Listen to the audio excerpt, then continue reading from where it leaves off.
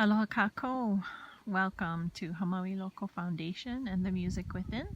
This is Maile Aiu Domingo, reporting to you from Kalalau, ma Kauaʻi. And it's incredible to behold, actually. If you can see, there is the red lehua above me. And if you were standing here, your skin would be goosebumping because it's freezing. And if you look down here, you might see a couple of berries. They're not quite ready yet. They're turning. The red ones are kind of sour. The green ones are bitter. You look for the black one. It's like the Hawaii kind, blackberry.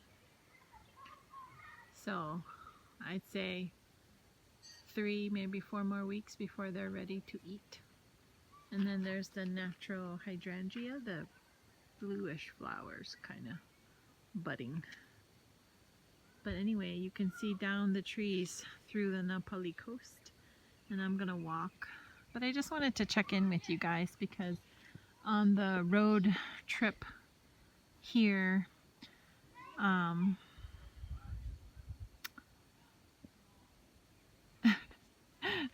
there was kind of like a naughty joke between the uncles that the girls didn't understand, and they asked me to decipher it for them. And it was about a man's impulse to interpret 2 soft hills as breasts. And my niece was disgusted. She said, "Oh, why are men like that?" And so I had the wonderful and privileged opportunity to talk to her about how men are created to appreciate the shapely form of woman because it invites man for union. And I said, but men are created more than just their selfish gratification. Men are created to father and to parent and to perpetuate their family's history. And we talked about how God intended for man to be awed by woman. God intended for man to delight in the sight of a woman's body. And of course, her breasts are no different. And she kind of wrinkled her nose at that. And I was able to say, but as women, we can tell whether or not a man is appreciating our beauty or delighting in our womanhood, or if they are using us. And so I asked, have you felt both? And she said, yeah. So I said, that is what we women must uphold and keep a standard for, because the more we uphold our dignity of women and we react positively to men who uphold our dignity with their look, with their words, with their commentary about our body, the more we help men uphold their masculinity. And I said that it is okay to feel uncomfortable when men use us, our bodies, for their selfish gratification, because it's wrong. It feels wrong. And then we spoke about how it is also okay how in the proper context of marriage, men can delight in the body of a woman, because our bodies are made to speak a communion, to speak a uniting, not only of bodies, but first of spirits, of souls. And she just kept listening to me and saying, "Auntie, that is so beautiful.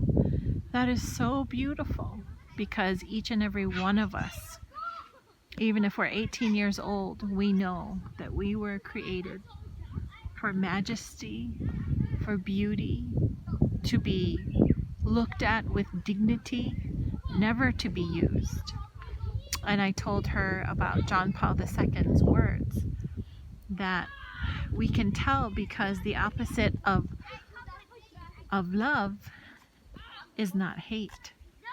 The opposite of love is to use. And so sometimes when men use our bodies to gratify themselves, they use us.